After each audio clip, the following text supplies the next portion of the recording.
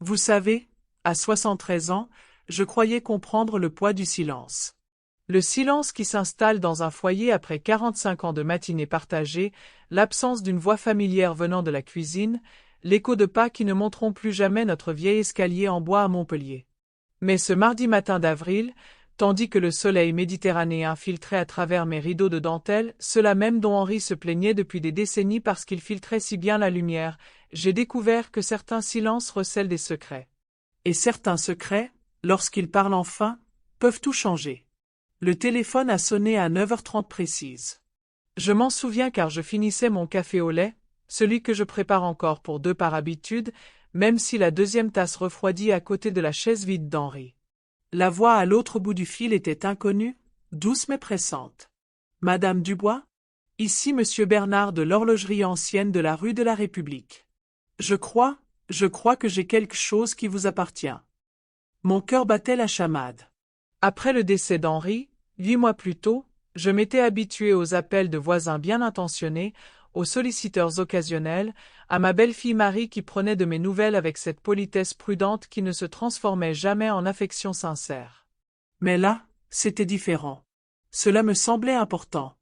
Que voulez-vous dire? Demandai-je en posant ma tasse, les doigts tremblants. Une montre en or, madame. Une belle Breguet. Elle m'a été apportée hier par un jeune homme, votre fils, peut-être? Il a dit qu'elle avait besoin d'être nettoyée avant une vente. Mais quand j'ai ouvert le boîtier, il marqua une pause, et je l'entendis respirer doucement. Madame, il y a une gravure. À mon bien-aimé Henri, que notre temps ensemble soit infini. Éternellement vôtre, Claire. Le monde bascula. De la même manière que lorsque le médecin m'avait parlé du cœur d'Henri, lorsque le directeur des pompes funèbres m'avait demandé mes préférences pour l'enterrement, lorsque mon fils Michel m'avait annoncé que Marie et lui emménageaient pour s'occuper des affaires. Cette même sensation de réalité changeante sous mes pieds. C'est impossible, murmurai-je. Cette montre est dans le coffret à bijoux d'Henri, à l'étage. Elle est là depuis. Mais tout en parlant, je savais. Au fond de moi, là où les femmes savent tout sans qu'on le leur dise, je comprenais. La montre n'était pas là. Elle n'y était plus depuis des semaines, peut-être des mois. Comment n'avais-je pas remarqué? Comment n'avais-je pas ressenti son absence? Madame, continua doucement Monsieur Bernard, vous devriez peut-être venir à la boutique. Il y a d'autres choses dont nous devons discuter. Je m'habillai soigneusement ce matin-là, comme Henri me le disait toujours face aux conversations difficiles. Ma robe bleu marine à boutons de nacre, celle qu'il m'avait offerte pour nos 40e ans de mariage. Tu as tant de dignité, ma chérie, disait-il. Ne laisse personne la diminuer. Le chemin jusqu'à la rue de la République me parut plus long que d'habitude. Les vieilles rues de Montpellier, d'ordinaire si familières et réconfortantes, semblaient murmurer des avertissements. Les platanes qui bordaient l'avenue projetaient des ombres qui semblaient plus lourdes, plus significatives. La boutique de M. Bernard occupait le rez-de-chaussée d'un immeuble qui avait été témoin de siècles de moments similaires, confrontation avec la vérité, confrontation avec la trahison, la lente compréhension que ceux en qui nous avons le plus confiance méritent parfois le moins cette confiance. C'était un homme d'une 60aine d'années, avec un regard bienveillant derrière des lunettes à monture métallique et l'attitude prudente de quelqu'un qui avait passé sa vie à manipuler des objets précieux. La montre reposait sur du velours noir, son boîtier en or reflétant la lumière de l'après-midi, exactement comme lorsqu'Henri la portait à la messe du dimanche, au mariage de nos enfants, à chaque instant important de notre vie commune. « C'est bien la vôtre » demanda-t-il inutilement. Nous le savions tous les deux. J'ai hoché la tête, incapable de parler. La montre de mon mari. Celle que je lui avais offerte pour notre 5e anniversaire, économisée mois après mois sur mon salaire d'enseignante. Celui qui avait mesuré notre temps ensemble, tic-tac, à travers l'éducation de nos 3 enfants, la peur du cancer d'Henri à la 50aine, le long déclin de ma mère, tous les miracles ordinaires et les petits désastres qui composent un mariage. Monsieur Bernard, ai-je fini par dire, qui vous a apporté cela? Un jeune homme. La trentaine, je suppose. Cheveux noirs, plutôt polis. Il a dit s'appeler Michel Dubois. Il a dit que vous étiez sa mère et que vous lui aviez demandé de la faire nettoyer avant de la mettre en vente. Michel. Mon cadet, Celui qui avait toujours été le plus prompt à expliquer, le plus habile à justifier. Celui qui avait épousé Marie, cette femme au regard perçant qui comptait l'argenterie après les dîners de famille et posait des questions pointues sur la valeur des biens. Il a dit que vous alliez vivre dans un logement plus petit, a poursuivi M. Bernard prudemment. Que vous aviez décidé de vendre des affaires de votre mari pour contribuer aux dépenses. Le mensonge flottait entre nous comme de la fumée. Je n'avais jamais demandé à Michel de vendre quoi que ce soit. Je n'y avais même jamais pensé. Les biens d'Henri étaient un territoire sacré, les vestiges matériels de notre vie commune. Ses lunettes de lecture trônaient toujours à côté de son fauteuil préféré. Son flacon d'eau de Cologne était toujours là où il l'avait laissé, sur le comptoir de la salle de bain. Sa montre aurait dû être dans le coffret doublé de feutre où il l'avait déposée chaque soir pendant 40 ans. « Madame Dubois, dit doucement M. Bernard, il y a autre chose. » Il souleva la montre et appuya sur le côté sur un objet dont j'ignorais l'existence. Le dos s'ouvrit avec un léger clic, révélant un compartiment secret. À l'intérieur se trouvait un petit morceau de papier, plié en minuscules morceaux, et un objet métallique. « Votre mari, dit-il doucement, était un homme sage. » Les mains tremblantes, je dépliai le papier. L'écriture familière d'Henri, soignée et précise même dans ce petit espace. « Ma chérie, si tu lis ceci, c'est que tu as découvert ce que j'espérais que tu n'aurais jamais besoin de savoir. Mais je ne suis pas surprise. J'ai observé, et je ne suis pas stupide. La clé ouvre la boîte 247 du Crédit Lyonnais, place de la Comédie. Tout ce dont tu as besoin s'y trouve. Souviens-toi, tu es plus forte que tu ne le penses, et tu mérites mieux que ce que tu as accepté. Ne te laisse pas abattre. Je t'aime toujours. Henri. La clé était petite, en laiton, avec des chiffres gravés à sa surface. Je la fixai, cette preuve tangible de l'amour et de la prévoyance de mon mari, et sentis quelque chose changer en moi. Plus seulement de la tristesse, mais quelque chose de plus dur. Quelque chose qui ressemblait à un réveil. « Michel a-t-il dit autre chose ?» demandai-je. Monsieur Bernard hésita. Il a mentionné que la montre devait être vendue rapidement. Quelque chose à propos d'une aide pour une entreprise. La boutique de sa femme, je crois. La boutique de Marie. Celui qu'elle préparait depuis des mois, celui qui nécessitait un petit prêt de la famille, celui qui lui donnerait enfin l'indépendance qu'elle méritait. Marie, qui avait suggéré avec tant de délicatesse que je serais peut-être plus heureuse dans quelque chose de plus petit, plus facile à gérer. Marie, qui avait été d'une grande aide pour organiser les papiers d'Henri, si désireuse de m'aider dans sa planification financière.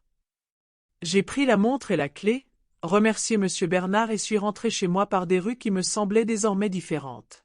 Non pas menaçantes, mais pleines de possibilités. La lumière de l'après-midi semblait plus vive, plus déterminée. De retour à la maison, je me suis dirigé directement vers le coffret à bijoux d'Henri. L'absence de la montre était désormais évidente, un vide dans la doublure de velours qui aurait dû être impossible à manquer. Mais le chagrin, j'avais appris, a tendance à nous rendre aveugles aux détails les plus importants.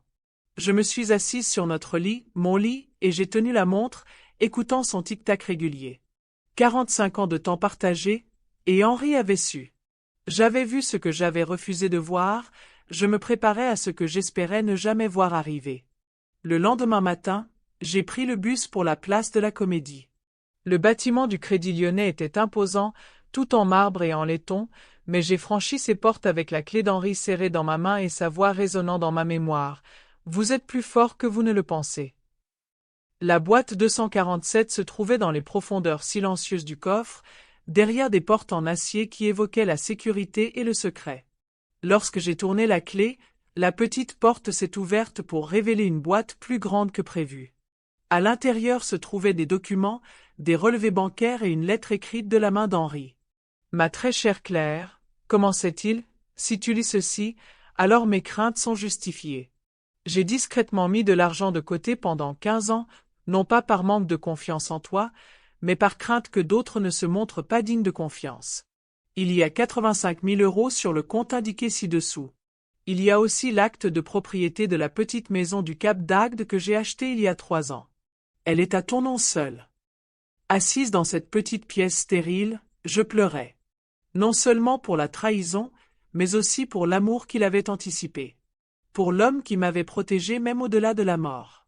Pour les cadeaux qu'il m'avait offerts et que je découvrais seulement maintenant. La maison du Cap d'Agde. Henri l'avait mentionné un jour, avec désinvolture, comme un endroit que nous pourrions visiter un jour.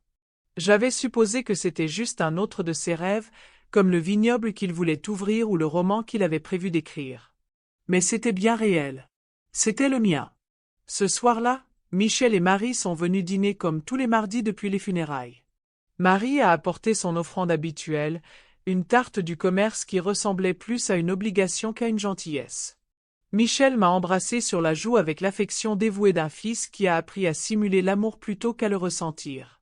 Nous nous sommes assis autour de la table où Henri et moi avions partagé des milliers de repas, où nous avions célébré les anniversaires et les petites victoires du quotidien.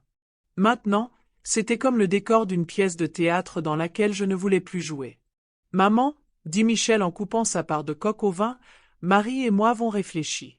Cette maison est vraiment trop grande pour toi maintenant. Tous ces escaliers, tout cet entretien. » « Ce n'est pas sûr, » ajouta Marie, sa voix portant ce ton d'inquiétude particulier qui parvient à sonner à la fois attentionné et impatient. « Et les dépenses doivent être énormes. Chauffage, réparation, impôts fonciers. » Je les observais de l'autre côté de la table, ces deux personnes qui discutaient depuis des mois. Lentement, prudemment, comme l'eau qui use la pierre. Je repensais aux paroles d'Henri, « Ne les laisse pas te diminuer. » En fait, dis-je en posant ma fourchette, je voulais te demander quelque chose, Michel. Il leva les yeux, impatient. L'attention de Marie s'aiguisa. La montre d'Henri. La breguet. Elle a disparu de son coffret à bijoux. Le silence s'installa entre nous. La main de Michel s'arrêta à mi-chemin de sa bouche. Le regard de Marie se posa sur son mari, aussi vif qu'une aile d'oiseau. Disparu, finit par dire Michel. C'est étrange. Tu l'as peut-être déplacée quelque part? Non, répondis-je calmement. Je sais exactement où elle devrait être. Là où elle est depuis 40 ans. La question est, où est-elle maintenant? Marie se pencha en avant. Maman Claire, tu as été tellement stressée. Parfois, on oublie des choses, surtout quand on est en deuil. Je n'oublie pas, dis-je. Je me souviens. Je me souviens qu'hier matin, un horloger a appelé pour me dire que mon fils avait apporté la montre de mon mari pour la faire nettoyer avant de la vendre. Le visage de Michel s'empourpra. Maman, je peux t'expliquer. Expliquer? Le mot sortit plus brusquement que je ne l'aurais voulu. Expliquer comment tu as pris la montre de ton père chez moi sans me le demander? Expliquer comment tu as menti à un inconnu sur mes souhaits? Expliquer comment tu comptais vendre quelque chose qui comptait tant pour moi? On allait te le dire, dit Marie rapidement. On pensait juste que la montre a tellement de valeur et que tu as tant de dépenses. On pensait pouvoir t'aider en gérant la vente, en investissant l'argent dans quelque chose de concret. Pratique comme ta boutique? De nouveau, ce battement d'yeux de Marie. Ce sentiment de culpabilité qui passait entre eux. Ce n'est pas ça, dit Michel, mais sa voix manquait de conviction. On pensait à toi, maman. La montre était là, et tu ne la regardes plus. Elle était là, tout simplement, répétai-je lentement. La montre de mon mari. Celle que je lui ai offerte pour nos 5 ans de mariage. Celle qu'il portait à ton mariage, Michel. Celle qu'il portait à la naissance de chacun de tes enfants. Elle était là, tout simplement. Je me levai et me dirigeai vers le comptoir de la cuisine, où j'avais posé la montre en rentrant de la banque. À mon retour, Michel et Marie la fixaient comme s'il s'agissait d'une pièce à conviction au tribunal. Je l'ai récupérée, dis-je simplement. Monsieur Bernard est un homme honnête. Il était méfiant quand tu l'as apporté, surtout quand il a vu la gravure. Il m'a appelé. Maman, commença Michel, mais je levai la main. Il y a plus, poursuivis-je. Apparemment, ton père était plus sage qu'on ne le pensait. Il savait que cela pouvait arriver. Il s'y était préparé. Je leur ai parlé du compartiment secret, de la clé, du compte en banque, de la maison du Cap d'Agde. À chaque révélation, leurs visages pâlissaient, leurs explications devenaient plus désespérées. On ne savait pas, murmura Marie. On pensait que tu avais des difficultés financières. On pensait t'aider. En mentant? En volant? Ce n'était pas du vol, protesta Michel. On est une famille. On pensait juste. Tu me prenais pour une vieille femme idiote et gérable? Dis-je. Tu pensais que j'étais trop accablé de chagrin pour m'en apercevoir, trop faible pour résister. Tu pensais pouvoir m'arracher des morceaux de ma vie jusqu'à ce qu'il ne reste plus que ce que tu jugeais digne de moi. La vérité planait entre nous comme une présence physique. Toutes ces conversations sur la réduction des dépenses, la planification financière, ce qui était le mieux pour moi. Toutes ces suggestions judicieuses pour simplifier ma vie, réduire mes responsabilités, accepter leurs conseils. Et la maison? Demanda Marie d'une voix faible. Tu as dit que tu envisageais notre suggestion de vendre. Je n'ai jamais dit ça. Tu as dit ça. Tu le dis depuis des mois, pensant que j'accepterais un jour. Que je finirais par être suffisamment épuisé pour accepter de ne pas pouvoir gérer ma vie. Michel avait l'air sincèrement bouleversé. Marie semblait prise au dépourvu. Il y a une différence, réalisai-je. Mon fils s'était convaincu qu'il aidait. Ma belle-fille avait toujours été plus avisée. Je suis déçu, dis-je doucement. Pas seulement parce que tu as fait, mais parce que tu pensais de moi. Ton père me voyait comme quelqu'un à protéger. Tu me voyais comme quelqu'un à gérer. Maman, dit Michel, et pour la première fois ce soir-là, sa voix se brisa. Je suis désolé. Je suis tellement désolé. Nous avons eu tort. J'ai eu tort. Les excuses de Marie, quand elles arrivèrent, furent plus soigneusement formulées, plus préoccupées par les conséquences que par un sincère remords. Mais les larmes de Michel étaient réelles, et en elles, j'ai vu le garçon qu'il avait été, celui qui avait pleuré en cassant mon vase préféré, celui qui avait toujours été trop prompt à agir et trop lent à réfléchir. Désolé, ce n'est pas suffisant, ai-je dit. Mais c'est un début. Ils sont partis plus tôt que d'habitude ce soir-là. L'adieu de Marie fut raide, formel. Celui de Michel était hésitant, plein d'espoir. Je les ai regardés marcher dans la rue où j'avais vécu pendant 30 ans, et j'ai ressenti quelque chose que je n'avais pas ressenti depuis des mois, une solitude qui ressemblait à de la liberté plutôt qu'à de l'abandon. Le lendemain matin, j'ai appelé un agent immobilier au sujet de la maison au Cap d'Agde. L'après-midi, j'étais dans un train en direction du sud, regardant la campagne défiler devant la fenêtre et pensant à la prévoyance d'Henri, aux cadeaux que nous nous faisons les uns aux autres, à la force que nous ignorons posséder jusqu'à ce que les circonstances l'exigent. La maison était parfaite. Petite mais bien aménagée, avec une vue sur la Méditerranée qui, Henri devait le savoir, me rappellerait notre lune de miel à Nice. Il y avait un jardin où je pouvais cultiver les herbes aromatiques que j'avais toujours voulu essayer, une fenêtre de cuisine qui captait la lumière du matin, une rue calme où je pouvais marcher sans le poids de 40 ans de souvenirs pesant sur chaque coin familier. J'y ai passé 3 jours, nageant dans la mer pour la première fois depuis des années, mangeant des repas simples sur la terrasse, lisant des livres qu'Henri m'avait recommandés mais pour lesquels je n'avais jamais trouvé le temps. Plus important encore, j'ai passé du temps à écouter le silence qui n'était pas vide, mais plein de possibilités, de choix, de l'avenir que j'allais me créer. À mon retour à Montpellier, j'ai trouvé Michel qui m'attendait sur le pas de ma porte. Pas Marie, juste Michel, tenant un petit bouquet de marguerites, ma fleur préférée. J'ai réfléchi, a-t-il dit. À ce que tu as dit. À la montre de papa, à la façon dont on t'a traité. À nos torts. Nous étions assis dans le jardin, le même jardin où Henri avait fait sa demande en mariage 48 ans plus tôt, où nous avions célébré les réussites de nos enfants, où nous avions planifié nos rêves de retraite. Mais maintenant, c'était différent. C'était comme si c'était le mien. Je veux arranger les choses, a poursuivi Michel. Je ne sais pas comment, mais je veux essayer. Ce ne sera pas facile, ai-je dit. Il ne s'agit pas de grands gestes ni d'excuses théâtrales. Il s'agit de choix quotidiens. Il s'agit de me considérer comme une personne, pas comme un problème à résoudre.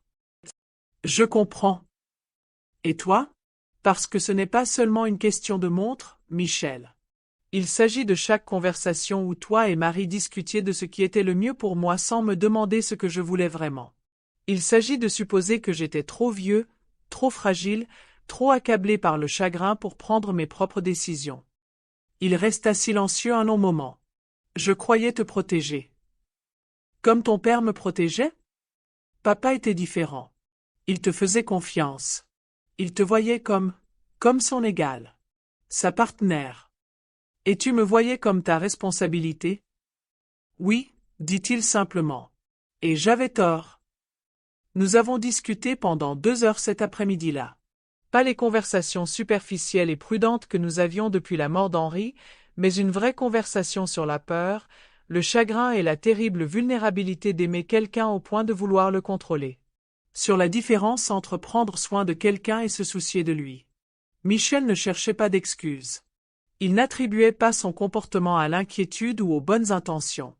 Il reconnaissait simplement ce qu'il avait fait et commençait lentement à comprendre pourquoi. Marie, lorsqu'elle est finalement venue me voir une semaine plus tard, était différente. La politesse prudente avait disparu, remplacée par quelque chose qui aurait pu être du respect. Ou peut-être simplement de la méfiance. « Je te dois des excuses, dit-elle sans préambule. De vraies excuses. Pas celles que je t'ai présentées avant. Continue. Je te croyais faible. Je croyais que le chagrin t'avait rendu inférieur à ce que tu étais. Je pensais que Michel et moi pouvions prendre de meilleures décisions pour toi que toi-même. C'était une honnêteté brutale, mais honnête. Et l'honnêteté, j'avais appris, était le seul fondement sur lequel reconstruire quoi que ce soit de valable. J'avais tort, continua-t-elle. Sur ton chagrin, sur ta force, sur ton intelligence. Sur tout. Oui, répondis-je. Tu l'étais. Y a-t-il une issue? Pour nous, je veux dire. Pour la famille. J'ai repensé à la lettre d'Henri, à l'amour qui avait anticipé la trahison et s'y était préparé. À la différence entre le pardon et la confiance. Il y a toujours une issue, ai-je dit. Mais elle doit être fondée sur la vérité. Fini les suggestions utiles sur ce qui est le mieux pour moi. Fini les suppositions sur ce que je peux ou ne peux pas gérer. Fini les décisions prises dans ma vie sans mon avis. Et si on peut faire ça? Alors on peut essayer. 6 mois se sont écoulés depuis ce mardi matin où M. Bernard a appelé. Michel et Marie me rendent visite moins souvent, mais quand ils le font, les conversations sont sincères. Ils me posent des questions sur mes projets plutôt que de me faire des suggestions. Ils écoutent mes décisions plutôt que de les remettre en question. J'ai gardé la maison à Montpellier, mais je passe aussi du temps au Cap d'Agde. J'ai appris à nager correctement, ce que j'avais toujours voulu faire, mais que je n'avais jamais trouvé le temps de faire. J'ai rejoint un club de lecture, j'ai commencé un petit jardin d'herbes aromatiques, j'ai même commencé à peindre, quelque chose pour lequel Henri disait toujours que j'avais l'œil. Plus important encore, j'ai appris à faire confiance à ma propre voix à nouveau. La voix qu'Henri entendait et appréciait, la voix que le chagrin et l'intervention bienveillante des autres avaient quelque peu atténuée, la voix qui avait toujours été là mais qui avait oublié comment parler. Henri me manque encore tous les jours. Je fais encore du café pour 2 et je me surprends à écouter ses pas dans l'escalier. Mais j'ai aussi découvert quelque chose d'inattendu. L'amour peut être un don qui perdure, même après le départ de celui qui le donne. Qu'une véritable protection ne nous protège pas du choix, mais nous donne la force de choisir judicieusement. La montre est maintenant posée sur ma table de chevet, où je peux la voir matin et soir. Elle est à l'heure, chronométrant mes journées avec la même précision constante qu'elle apportait à nos années ensemble. Mais je comprends maintenant qu'il ne s'agit pas seulement de marquer le temps, mais de marquer les possibilités. Chaque tic-tac dit « Tu es plus fort que tu ne le penses ». Chaque toc dit « Tu mérites mieux que ce que tu as accepté ». Ensemble, ils créent un rythme qui sonne comme l'espoir. Henri a toujours dit que j'avais de la dignité. Pendant un temps, j'avais oublié ce que cela signifiait. Mais la dignité n'est pas quelque chose que les autres peuvent vous donner ou vous enlever.